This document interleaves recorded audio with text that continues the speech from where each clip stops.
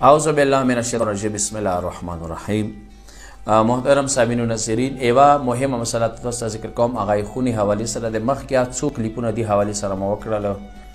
د حقوقو حواله سره کسه خونی کې ننه یو پلار وي و مور وي، نیکه و انیا، زمان، نونی، ښځه، بچی المسی، دا مختلف دینه یوه خونه جوړیږي.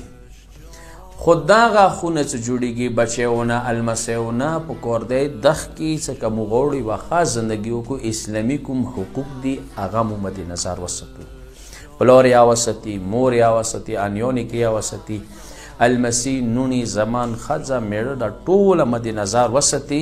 نو بیا مو ویلی شو چې دا خونه اسلامي دی، دغه خونه قرآني خونه دی، دغه کې قرآن حاکم دی، دغه باندې قرآن حکومت دی. هم یوې ښځې ته پکار دی چې هغه داسې اسباب فراهم نه کړي چې شوهر ازار اذیت کړي. هم شوهر ته پکار دی ښځه ازار اذیت نه کړي. اسلامي کوم احکامات یې هغه ځان باندې لاګو کړي، اپلای کړي. بچیو ته پکار دی پلار حوالې سره، پلار ته پکار دی بچیو حوالې سره.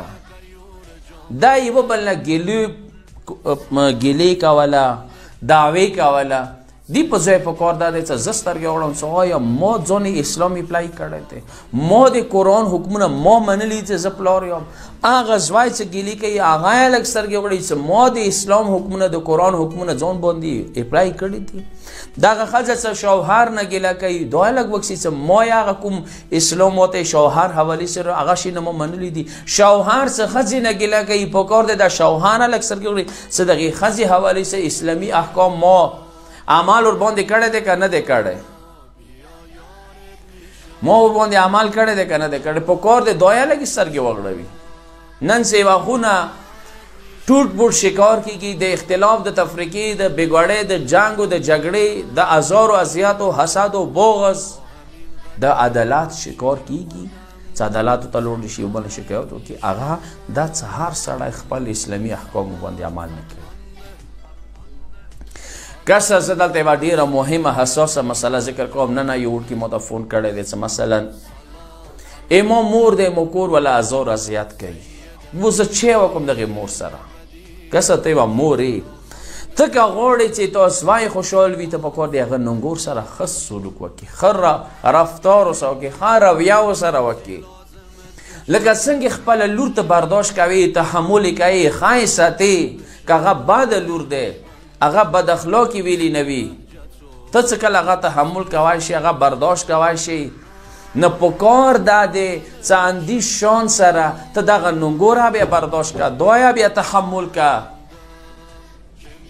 دا بیا څه دی پردی مه ګڼه، دا تو خپل خونی حصه دی. ته دغې خبرې ته ویلې سوچ نه کوي چې دغه ښځه د ماسې ما زوی پسې مور و پلار یې خپل پرېښلله، وړونه خویندې دا ټوله یې پرېښوي، یو فیملي خاندان یو کلی یې پرېښوي، ما خونې ته راغلله. کار دی ته لور نظر وټاکه. بیا به دغې خونې کې رونق د بهشت هغه خوشبویي به راشي.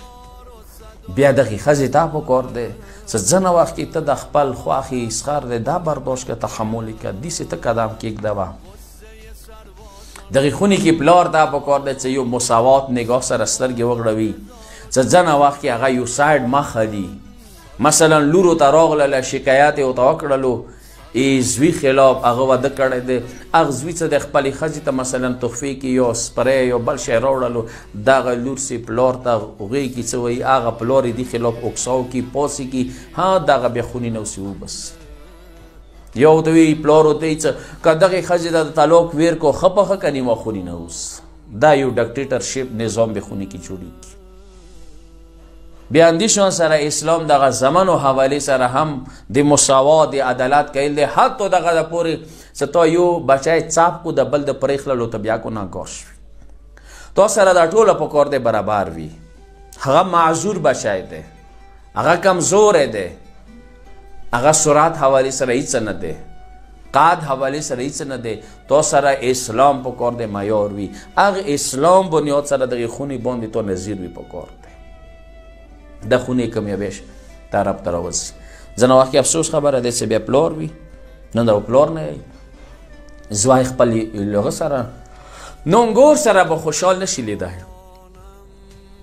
اندیشان سره بیا دغې خوښې ته پکار دی، دغه ښځې ته پکار دی، دغه زوی ته پکار دی چې دا ټوله اول خپل خپل ګریوان کې سترګې وغړوي، بل نه شکایت، بل نه ګیله، بل نه دعوا، هغه نه مخکې ځان انسان دعوا وکړي، ځان انسان هغه کې محاسبه کړي، خپل ځان حساب کتاب وکړي، بیا انسان کامیابي کړي، بیا انسان یوه حقیقت ته وځي.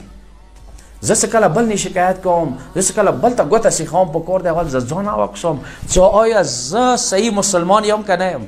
داسې منبر ته خیژم، دنیا کسانو ته نصیحت کوم، ځان ته خو سترګې وغړم چې آیا زه هغه شی یم. قرآن یی اتأمرون الناس وتنسون انفسکم، خلکو ته خو د نیکۍ حکمونه کوئ خو ځانونه مو په ویر کړي دي. لم تقولون ما لا تفعلون، ولې هغه خبره کوئ چې خپل اعمال ورباندې نه کوئ. بل ته نیکه خبره کوي، پکار دی هغه نیکه خبره تو کې موجوده وي. ته څه بل ته نیکه خبره ژبې سره کوي، پکار دی اعمال سره یې ورته وکړي. ته څه بل ته چې درویغ مه کوه، پکار دی ته درویغ نه کوې. ته څه بل ته چې ښه کوه، پکار دی ته ښه کوې.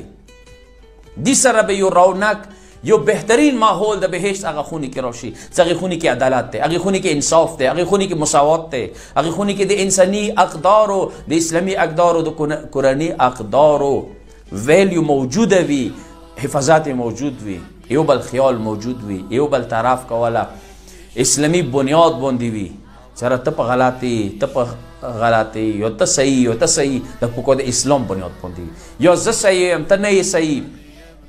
دا یا پکار د اسلامي بنیاد باندې وکړي چې وایه اسلام ویلي دي که ته د خپله طرفه یې.